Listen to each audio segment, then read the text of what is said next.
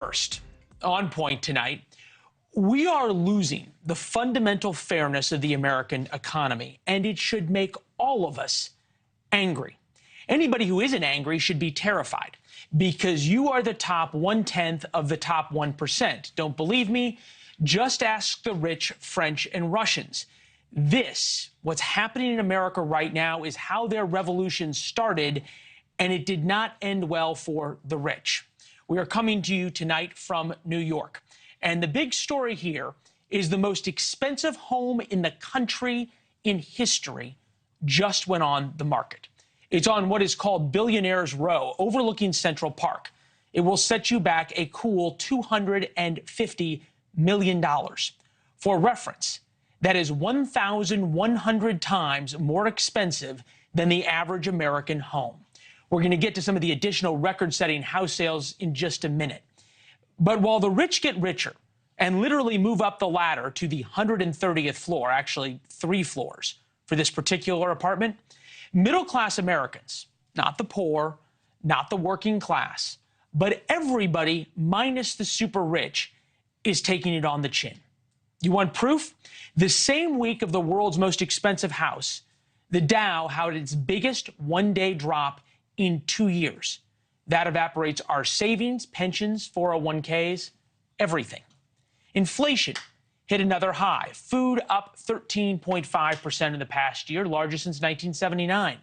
Rent up 6.7% in the past year, largest since 1986. Electricity up 15.8%, largest since 1981. Health insurance up 24%, the largest increase ever. The inflation that is already incurred will cost the average American household an extra $8,600 over the next 12 months if nothing gets any worse. If you are on a fixed income, this past year crushed you. If you have a salary and did not get at least a 10% raise, you are effectively poorer today than you were a year ago, significantly poor. Mortgage rates are now at 6% compared to 3% a year ago. The average American home now costs $400 more every month than it did this time last year. If you're doing the math, that's an additional $5,000 a year just in mortgage payments. Yet, the same week that all of this happened, the most expensive house in the world went on the market for a cool $250 million. The billionaires are buying more and more expensive houses. Brooklyn Nets owner Joseph Tsai bought his $188 million home in New York earlier this year. Last year, venture capitalist Mark Anderson bought a Malibu property for $177 million. This spring, Oracle co-founder Larry Ellison bought a mansion in Palm Beach for $173 million. And the middle class and working class in America is getting poorer by the day. This is a fundamental reversal of the original bargain that we all had. Even in 2008, the Great Recession and the huge crash, the financial crisis, the rich guys got crushed. Now, during the pandemic, the little guy has gotten crushed, and the big guys are getting even richer. Billionaires in this country made nearly $2 trillion between March 2020 and May of this year. That's $2 billion a day, $25,000 a second. In other words, it pays to be a billionaire. Just a few examples. Elon Musk's net worth rose $230 billion. Jeff Bezos, now worth an extra $37 billion. Bill Gates, up $31 billion. John Kennedy, he came from one of the richest American families, understood that what's going on right now can't work. If a free society cannot help the many who are poor, it cannot save the few who are rich. Kennedy understood. America was built on the idea of fundamentally fair play, and people, Americans, don't mind other Americans getting rich. If some people can do well, then everybody has a chance. You have a chance. If Sam Walton can do it, your kid can do it. Now people rightfully believe they don't have a chance. The deck is stacked against them, and it will be worse for their kid. That's not fair. It's dangerous. Only 30% of Americans believe in the American dream. It's terrifying. It's awful. The dream is what binds us together. The dream is what we all believe in until we don't. America never had a class problem. We were born free of the European entrenched aristocracy. I didn't come up with that idea. Someone much smarter than me did. But it's true. America was exceptionally free. Americans were exceptionally free to go from the broom closet to the castle. That had never happened before in history. The American system allowed it. It was fair, because fairness, too, is a uniquely American idea. Now, not so much. It's not fair anymore.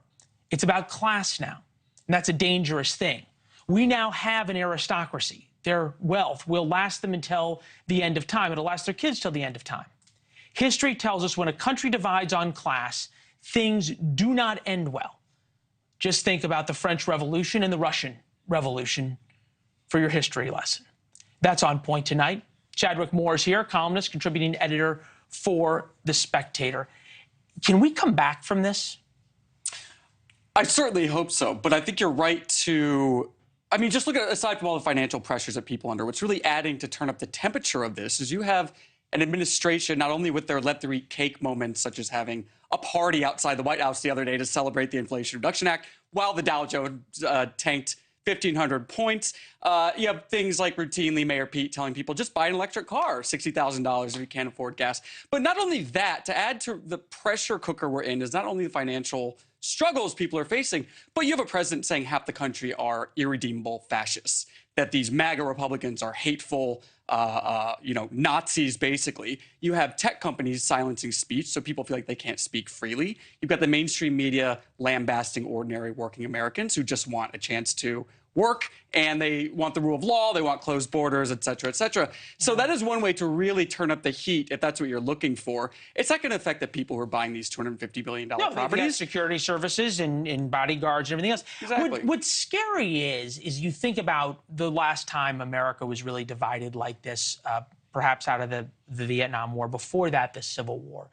It almost takes this just enormously awful event, like a 9/11 or something like that, to bring us back together. This I found interesting. A recent analysis by the Brookings Institute, cost of raising a child upward of $300,000 due to soaring inflation. I don't know about your friends. I don't have many friends, but the ones I do have, a lot of them are talking about, do I really want to bring a child into a world and into a country where I don't believe the promise of their life is better than the promise of my life?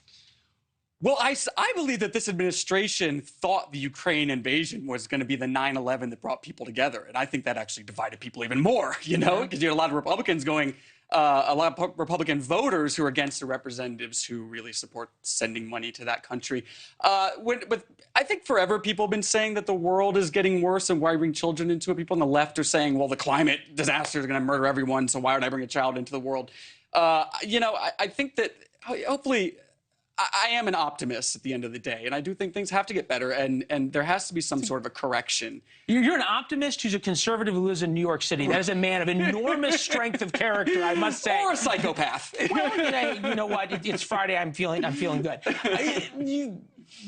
The feeling by so many that the deck is stacked against them by the elites, and that has to include, right, not only Congress, but this bipartisan sort of across the political spectrum view. You look at the New York Times from Wednesday, who took a look at the number of members of Congress, House and Senate, who were involved in effectively insider trading. If they weren't members of Congress, they would be in jail. You look at that, it's blue and red. Yeah. This is not a bipartisan issue. This is a bipartisan issue. It's not partisan in the way you laid out before. Right, absolutely. But does anyone think that that wasn't happening? Everyone knows how much money these lifetime Congress people like Nancy Pelosi have earned and made. How do we think they're getting it? We know there's corruption going on. Nobody expects anything to actually happen to these people. And I think that people would give them more of a pass if they weren't dividing this nation under such ridiculous items as they are. And if things weren't getting so... You mentioned 2008 earlier, and 2008 seems so quaint compared to what we're facing now. Look at the weaponization of the Justice Department against political enemies. Look at big tech censorship. Look at people being spied on. Look, I want to get you on this.